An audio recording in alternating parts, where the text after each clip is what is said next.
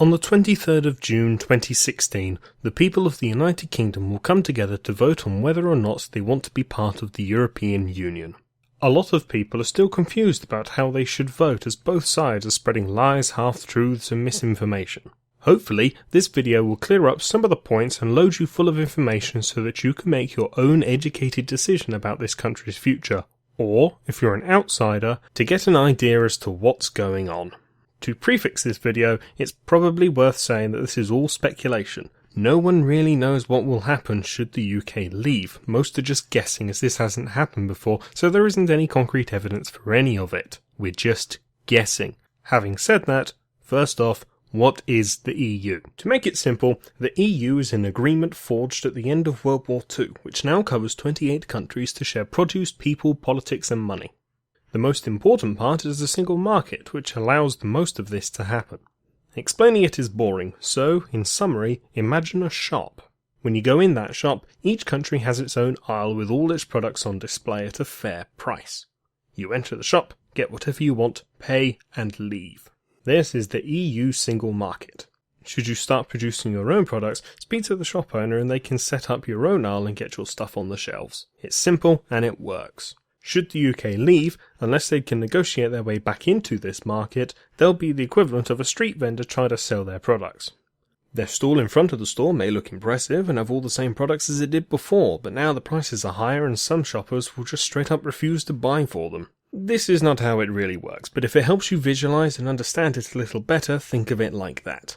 The question then becomes, is this bad? To a degree, yes, but otherwise, no. Back in 2013, the UK exported over 55% of its total exports to EU countries, whilst importing around 63% from the EU.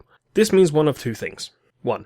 Us leaving will be so detrimental for other countries that they'll rush to make trade agreements with the UK just to keep getting their money and stuff. Or 2. That no one will care and the UK will crash and burn. The former case is most likely and could happen when someone like Germany realises that losing £24.8 billion a year in car sales is bad for the economy and agrees to trade. The same applies to platinum, of which Germany imported €487.7 million from the UK in 2013. It would probably cause a shortage if Germany suddenly lost a fifth of its total import of platinum. On the other hand, what if France decides it doesn't mind losing its imports of tractors from the UK? They'd probably mind about the wine and cheese, mind you. This is all getting too complicated, so let's jump ahead before you're bored to death. Bottom line is that no one is really sure. Agreements will probably be struck between the UK and different countries, simply because somebody wants what the other one has and they'll find a good enough deal to swap. The problem is that this may take time. Leaving the EU would probably sour a lot of relationships, not to mention these negative economic effects that some countries may experience. So, simply out of spite, trade agreements may be put on a long waiting list, potentially destroying the UK economy whilst it waits. Politics will be another big point in the bid to leave, one that can be a little hard to counter, as most people in the UK are a bit tired of how the EU is able to impose rules and regulations that the people don't have too much say in. However, what most people don't realise is what the EU imposes is actually quite small. Few policies come over from Brussels, it's just that the ones that do are usually met with the most resistance. Depending on how you count it though, the laws the UK must follow that they didn't put through is anywhere from 14% to 53%. Human rights is another sticking point, with a lot of people unhappy with it when it comes to deporting prisoners who claim they can't leave because of a pet and get to stay. Now, this isn't strictly true. Human rights isn't the main reason people get to stay. There are a handful of laws at play here, and going over all of them in good enough detail would take too much time for this video, so instead just accept that there are some EU laws preventing the UK from deporting prisoners. By leaving the EU, the UK could decide upon its own laws for deporting and act accordingly. Using the claim that being deported will result in you being tortured is a valid claim, but if you're that much of a criminal in your own country, should you reside in safety here or return and face your punishment? Politically related, should the UK leave the EU, they won't be made to accept the TTIP with US. A topic for another video, but if you're already clued up on that topic, you can make your own decision. President Obama has also stated that he won't care much for Britain should they vote out, which would only slow down talks of trade. At least he stops being in power and somebody else who might be more compliant gets in. Hopping out of the EU won't lead to the massive immigration decrease that a lot speculate, simply because when you look at the figures, not only do just under half of all the migrants come from outside the EU, but those that do come from the EU will probably still get here. With the UK going through a rather large housing problem, the best solution would be to impose some form of workers' permit or a cap of some kind to help curb the tide which is currently drowning the local populace. On the other hand, the UK receives a high amount of skilled workers from the EU and many workers who pick up the jobs that Britons don't want to do. Limit it too much and you'll break the economy. Borders are a strange thing in the EU, in that there near enough aren't any. Thanks to the Schengen Agreement, you can hop in your car in France and drive all the way over to Hungary without showing your passport once. Whilst the UK doesn't partake in this particular policy, leaving the EU will create some interesting situations, namely with France and Ireland. France, being French, carry the same resentment over the English that the English do to them, so, should the UK jump out of Europe, North Calais President Xavier Bertrand has said that the border will move from Calais to Dover. This doesn't sound like much, but really, it means the French will stop policing the border as much. See, with the migrant crisis going on, again another topic for another video, many are trying to smuggle their way into the UK via France. Currently, the French are protecting another EU country by helping stop the migrants cross the channel. If the UK left, it would be just another country to the French and they'll have no real reason to stop the migrants from crossing. They won't help and therefore there'll be a big surge of migrants flooding in because the French just don't care. This is a seriously big deal as the UK is already unable to safely cope with what it does have. Go to the NHS or try to buy a house for more details. On the flip side, the UK would probably get stronger border controls and trump out the border. Ireland becomes more interesting. Much to the confusion of many people, Ireland is split into two parts, with 4/5 being the Republic of Ireland and the remaining 1/5 being Northern Ireland, the latter being part of the UK. Should the UK leave, what happens to that border? At the moment it's more like what it is on the continent, where you'll only notice you've entered a different country by when the road signs change.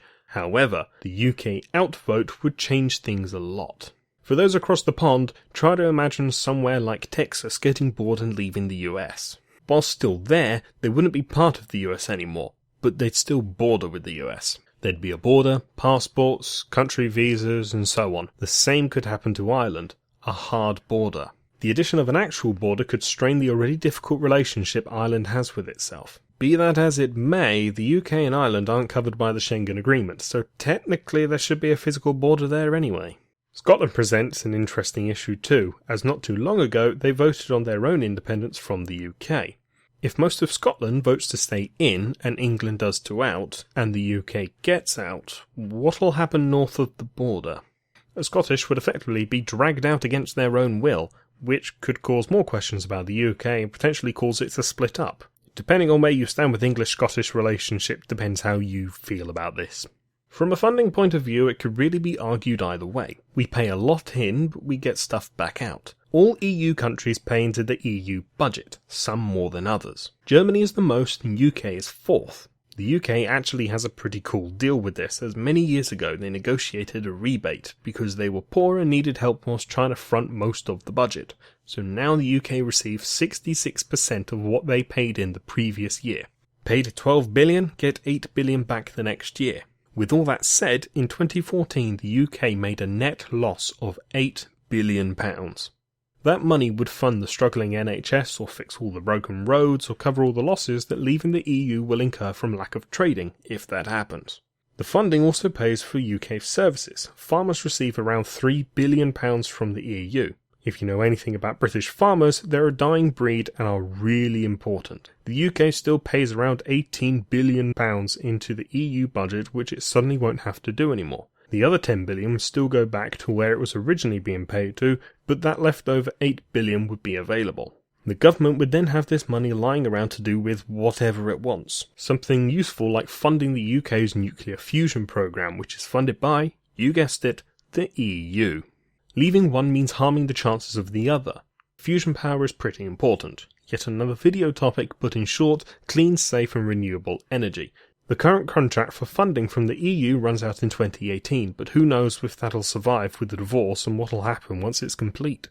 A few points to clear up. North Atlantic Treaty Organisation, or NATO. Should the UK leave, this will not change. we will still be part of NATO unless some stupid person decides to leave. European Space Agency, ESA, a private company that the EU helps fund. Should the UK leave, they can still be part of it. Our man in space won't suddenly become stuck in space because the UK fell out with the very thing it helped create.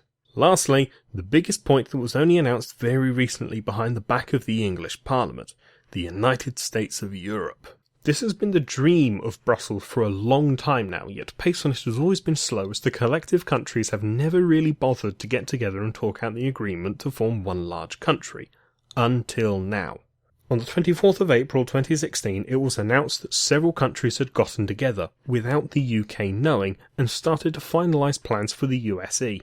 That's about all the information there is on this deal at the moment, as proper talks will be going on at the end of May, so look for a video about that when it happens. However, there remains a lot of speculation until something is agreed. How much power would be removed from a country's government? Would the UK still need Parliament? Will it be able to keep the Queen? Will the pound go? Ultimately, there are too many unknowns for anyone to be able to make a clear and concrete case for or against it. One of three things will happen. 1. We stay and nothing changes. 2. We leave and the economy collapses, leading to us have to run back to the EU and beg to be taken back with far worse terms than we left with. 3. We flourish and prove that a nation can leave the EU and rise up, potentially leading to a collapse in the EU as other countries get the same idea. The question is simple. Do you want to take a gamble for change, or do you want to maintain the status quo? If you are British and watching this video wasn't to scare you into voting one way or the other, simply to help inform you about some things that other sites aren't explaining or even talking about. Hopefully, if you haven't made up your mind, this will inspire you to go off and do your own amount of digging on the topic. Be warned, a lot of places are heavily biased and will make leaving the EU sound like cutting your own legs off. For clarity, it's best to find places that just give numbers, as they generally don't lie and are hard to manipulate. Linked in the Whatsmajig will be a few sites that help build this video. Go look for yourself and make up your own mind. For those who aren't British, hopefully this has explained a little as to why Europe is making a really loud noise recently.